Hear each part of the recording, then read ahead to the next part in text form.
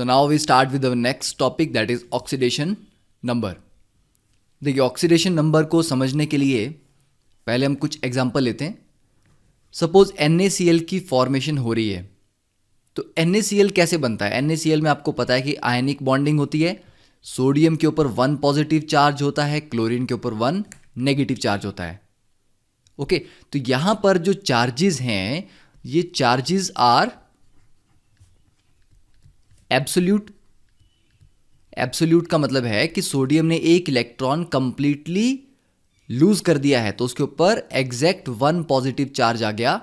Chlorine ने एक electron gain कर लिया है तो उसके ऊपर 1 नेगेटिव चार्ज आ गया है. तो चार्जेस एब्सोल्यूट हैं. ओके, बट इसी के साथ अगर हम मान लीजिए HCl का एग्जांपल लेते हैं. HCl is a covalent molecule. यहां पर कोवलेंट बॉन्डिंग हो रही है, यहां पर आयनिक बॉन्डिंग नहीं है कंप्लीटली. ठीक है, आप लिखते हैं कि HCl को पानी में डालेंगे तो ये H पॉजिटिव और Cl नेगेटिव में टूटता है. ठीक है, बट स्टिल इसका जो कैरेक्टर है वो काफ़ी हद तक कोवलेंट है, 100% आयनिक कैरेक्टर नहीं है. पर हम H के ऊपर पार्शियल पॉजिटिव चार्ज लिखते हैं, क्लोरीन के ऊपर पार्शियल नेगेटिव चार्ज लिखते हैं. क्यों लिखते हैं? क्योंकि क्लोरीन इज मोर इलेक्ट्रोनेगेटिव और हाइड्रोजन इज लेस इलेक्ट्रोनेगेटिव. तो इलेक्ट्रोनेगेटिविटी के डिफरेंस की वजह से इन दोनों के बीच में चार्ज सेपरेशन हो जाती है. चार्ज ट्रांसफर नहीं हुआ, चार्ज थोड़ा सा शिफ्ट हो गया. हाइड्रोजन और क्लोरीन के बीच के जो 2 इलेक्ट्रॉन थे वो थोड़ा क्लोरीन की तरफ ज़्यादा शिफ्ट हो गए हैं. ठीक है, तो ये चीज़ क्लियर है कि आयनिक बॉन्डिंग में चार्ज एब्सोल्यूट होता है, कोवलेंट बॉन्डिंग में charges are partial. whenever electronegativity difference is present between bonding atoms, कि जिन एटम्स के बीच में बॉन्ड बन रहा है उनके बीच में अगर इलेक्ट्रोनेगेटिविटी का डिफरेंस होगा तो उनमें पार्शियल चार्जेस डेवलप होंगे. अब इसके बेस पे अगर आपको मैं एक थ्योरी प्रपोज करूं कि HCl में हाइड्रोजन के ऊपर पार्शियल पॉजिटिव चार्ज है, तो मान लीजिए जब भी A और B कोई भी 2 एटम है इनके बीच में बॉन्ड बनता है तो हम एक इमेजिनरी नंबर मानेंगे कि अगर B मोर इलेक्ट्रोनेगेटिव है तो मान लीजिए ये बॉन्ड से अपनी तरफ इलेक्ट्रॉन खींच रहा है तो उसको क्या हो रहा है, इलेक्ट्रॉन अपनी तरफ मिल रहे हैं, जिससे इसके ऊपर नेगेटिव चार्ज आएगा, पार्शियल नेगेटिव. और A लेस इलेक्ट्रोनेगेटिव है, मतलब ये इलेक्ट्रॉन्स B की तरफ लूज करेगा अपने. ठीक है, मतलब B की तरफ इलेक्ट्रॉन्स शिफ्ट होंगे तो इसके ऊपर आएगा पार्शियल पॉजिटिव चार्ज. तो ऑक्सीडेशन नंबर जो होता है ये एक इमेजिनरी नंबर है जिसको हम एपरेंट चार्ज भी बोलते हैं. तो B ने क्या किया, इस बॉन्ड से गेन किया, A ने इस बॉन्ड में लूज किया, तो हम ये बोलेंगे कि oxidation number of A is +1. तो जो लूज करता है उस पे एक बॉन्ड की वजह से +1 आता है और जो गेन करता है उसके ऊपर -1 आता है. ठीक है, एक बॉन्ड की वजह से. अब अगर आपको मैं एग्जांपल दूं कि मान लीजिए हमारे पास A डबल बॉन्ड B है, यहां पर भी B मोर इलेक्ट्रोनेगेटिव है और A लेस इलेक्ट्रोनेगेटिव है. तो क्योंकि अब यहां पर 2 बॉन्ड है और एक बॉन्ड की वजह से 1 की वैल्यू आती है कि जो गेन करेगा उस पर -1 और जो लूज करेगा उस पर +1. तो यहाँ पर डबल बॉन्ड है तो इसकी वजह से यहाँ पर B के ऊपर क्या हो जाएगा, ऑक्सीडेशन नंबर ऑफ B आ जाएगा -2 और ऑक्सीडेशन नंबर ऑफ A आ जाएगा +2. तो इसका मतलब एक bond, every bond contributes +1 to less electronegative atom and -1 to more electronegative atom. अब ये जो हमने कॉन्सेप्ट बनाया ऑक्सीडेशन नंबर का है तो ये एक एपरेंट चार्ज, एक इमेजिनरी नंबर है, पर इसकी वजह से हमें ये पता चलता है कि मॉलिक्यूल में इलेक्ट्रॉन्स किस तरफ शिफ्ट हो रहे हैं. ठीक है, क्योंकि ए और बी के बीच में बी ज़्यादा इलेक्ट्रोनेगेटिव है, इसका मतलब इलेक्ट्रॉन थोड़े बी की तरफ ज़्यादा शिफ्टेड रहेंगे। ओके, और चार्जेस कैसे होंगे? पार्शियल होंगे, पर हम नंबर यहाँ पर लिखते हैं +1 और -1, तो ये एक एब्सोल्यूट नंबर है। ठीक है, तो इस तरह से आप कैलकुलेट कर सकते हैं। अब इसमें एक सिंपल एग्जांपल देते हैं। वाटर मॉलिक्यूल हमारे पास है, तो वाटर मॉलिक्यूल में जो ऑक्सीजन है ये मोर इलेक्ट्रोनेगेटिव है, तो ऑक्सीजन लेफ्ट साइड से हाइड्रोजन से less electronegative hydrogen and more electronegative oxygen, तो ऑक्सीजन लेफ्ट से भी खींचेगा इलेक्ट्रॉन, राइट से भी खींचेगा, तो मतलब दोनों बॉन्ड से ऑक्सीजन को ही मिलेंगे। तो 2 बॉन्ड का मतलब है कितना आएगा उसके पास? -2। तो यहां पर ऑक्सीडेशन नंबर ऑफ ऑक्सीजन कितना हो जाएगा? -2। अब एक हाइड्रोजन तो एक ही बॉन्ड से लूज कर रहा है ना, तो लेफ्ट वाले का भी +1 होगा, राइट वाले का भी +1 होगा। ठीक है, वैसे अगर हम HCl की बात करें तो HCl में ऑक्सीडेशन नंबर ऑफ हाइड्रोजन कितना है? +1। क्लोरीन का कितना हो जाएगा? -1।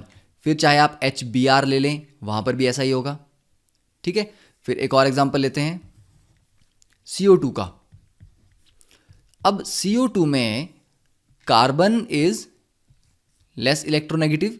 अब देखिए, कार्बन लेफ्ट में भी 2 बॉन्ड से ऑक्सीजन की तरफ छोड़ रहा है, मतलब अगर इस डबल बॉन्ड को हम देखें तो ऑक्सीजन ज़्यादा इलेक्ट्रोनेगेटिव है, तो 2 बॉन्ड से गेन करेगा, तो -2। राइट साइड वाले में देखें तो इस डबल बॉन्ड में भी ऑक्सीजन दोनों बॉन्ड से गेन करेगा, तो इस पे भी -2। अब कार्बन की बात करें तो लेफ्ट में इसने 2 में लूज किया, राइट में भी 2 में लूज किया, तो टोटल +4। ठीक है, तो समझ आ गया आपको कि हर एक बॉन्ड एक यूनिट कंट्रीब्यूट करता है, तो जो कम इलेक्ट्रोनेगेटिव है उस पे एक बॉन्ड की वजह से +1 आएगा, और जो मोर इलेक्ट्रोनेगेटिव है उसके पास एक बॉन्ड की वजह से -1 ऑक्सीडेशन नंबर आएगा। ओके, तो ये था कॉन्सेप्ट ऑक्सीडेशन नंबर का।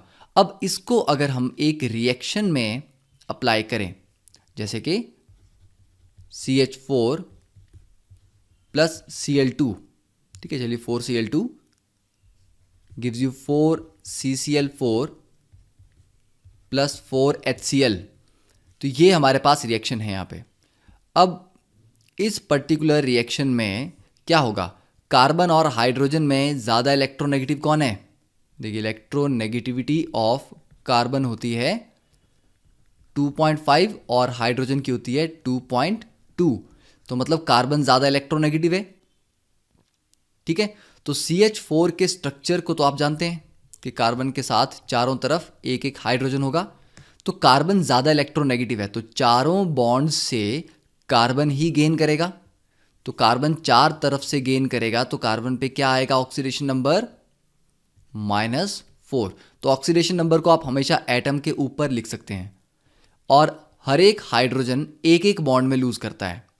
अब ये मत बोलना कि हाइड्रोजन 4 बॉन्ड में लूज कर रहा है तो +4, वो 4 अलग अलग हाइड्रोजन है, सब पे 1 चार्ज आ रहा है, +1 ऑक्सीडेशन नंबर आ रहा है, तो टोटल देखा जाए तो कार्बन पे -4, एक हाइड्रोजन पे +1 है, तो 4 पे कितना होगा? +4, तो -4 + 4 0 हो गया। ठीक है, अब ये एक रूल है, इसको हम आगे भी पढ़ेंगे। फिर क्लोरीन की बात करें, क्लोरीन का अभी किसी के भी साथ कोई बॉन्ड नहीं बन रहा, क्लोरीन का अपने ही एटम के साथ बॉन्ड है, तो जब बॉन्ड अपने ही एटम के साथ होगा तो कोई लेन देन नहीं है। ठीक है, क्लोरीन में कोई इलेक्ट्रोनेगेटिविटी का डिफरेंस तो नहीं है, तो इसके ऊपर कोई भी ऑक्सीडेशन नंबर नहीं आएगा, उसको हम 0 लिखेंगे। CCl4 में अब कार्बन चारों तरफ किससे कनेक्टेड है? क्लोरीन से, और chlorine is more electronegative than carbon, तो कार्बन चारों तरफ क्लोरीन को इलेक्ट्रॉन लूज करेगा, तो चारों तरफ लूज करेगा तो +4 आ जाएगा, और हर एक क्लोरीन एक बॉन्ड से गेन कर रहा है, तो -1 आ जाएगा, तो एक क्लोरीन पे -1, तो 4 के ऊपर -4, तो टोटल ऐड करोगे तो वो भी 0 होगा, मतलब न्यूट्रल हो जाएगा स्ट्रक्चर। और वैसे ही HCl तो अभी पढ़ा है हमने, H में +1, Cl में -1। तो इस तरह से हम एक इक्वेशन को यहां पर लिख सकते हैं। ठीक है, अब देखते हैं कि इसकी डेफिनेशन क्या लिखते हैं हम। तो oxidation number it's an imaginary और एपरेंट चार्ज। एपरेंट चार्ज का मतलब जो पार्शियल होता है पर फिर भी हम उसको एक एब्सोल्यूट नंबर दे देते हैं। ठीक है, तो क्या है, इमेजिनरी या एपरेंट चार्ज है developed over atom of an element when it goes from elemental free state to combined state in molecule. मतलब उस एटम पे कितना चार्ज डेवलप हुआ है जब वो अपनी एलिमेंटल स्टेट से, एलिमेंटल स्टेट का मतलब क्या होता है, हाइड्रोजन की बात करेंगे तो फ्री स्टेट में हाइड्रोजन कैसा होता है, H2। क्लोरीन कैसी होती है फ्री स्टेट में, Cl2। ऑक्सीजन कैसा होगा, O2। सोडियम कैसा होगा, सिंपल सोडियम। ठीक है, तो अपनी एलिमेंटल स्टेट से जब वो कंबाइंड स्टेट में जाता है, मतलब जाके किसी दूसरे के साथ बॉन्ड बनाता है, तब उस पे क्या चार्ज आता है। क्योंकि जब दूसरे के साथ कोई बॉन्ड बनाएगा, मान लीजिए A अकेला था, A2, B2 भी अकेला था, इन दोनों ने मिलके बना दिया AB।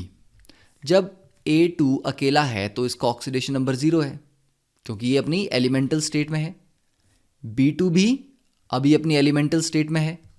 पर जब ये कंबाइन कर गए आपस में, अब A और B के बीच में हो सकता है कि थोड़ा इलेक्ट्रोनेगेटिविटी का डिफरेंस हो, और अगर होगा तो मोर इलेक्ट्रोनेगेटिव पे -1 और लेस पे +1 चला जाएगा। तो मतलब ऑक्सीडेशन नंबर कब आता है, जब वो कंबाइंड स्टेट में जाते हैं, मतलब मॉलिक्यूल बनाते हैं एटम्स। अपनी फ्री स्टेट में उनके ऊपर कोई ऑक्सीडेशन नंबर नहीं होता, 0 होता है ऑक्सीडेशन नंबर उनका। ठीक है, तो ये चीज़ आपने याद रखनी कि जब वो कोई एटम अपनी एलिमेंटल फ्री स्टेट से कंबाइंड स्टेट में जाता है तब उसके ऊपर क्या एपरेंट चार्ज आएगा, that is called its oxidation number. ठीक है, तो आप इसको डेफिनेशन को नोट कर सकते हैं। In this method it is always assumed that there is a complete transfer of electrons from a less electronegative atom to more electronegative atom. तो यही हमने पढ़ा भी कि हम मान के चल रहे हैं कि जो लेस इलेक्ट्रोनेगेटिव है वो कंप्लीटली अपना इलेक्ट्रॉन किसको ट्रांसफर करेगा, मोर इलेक्ट्रोनेगेटिव वाले को। तो मोर इलेक्ट्रोनेगेटिव वाले पे -1 और लेस वाले पे +1 आ जाएगा। तो ये हम मान के चलते हैं, जबकि ऐसा होता नहीं है क्योंकि ये कोवेलेंट बॉन्ड है, आयनिक नहीं है। आयनिक में कंप्लीट ट्रांसफर होती है, पर यहां हम मान रहे हैं ऐसा। ओके, तो that is the basics of oxidation number. अब आप इसको नोट कर लीजिए।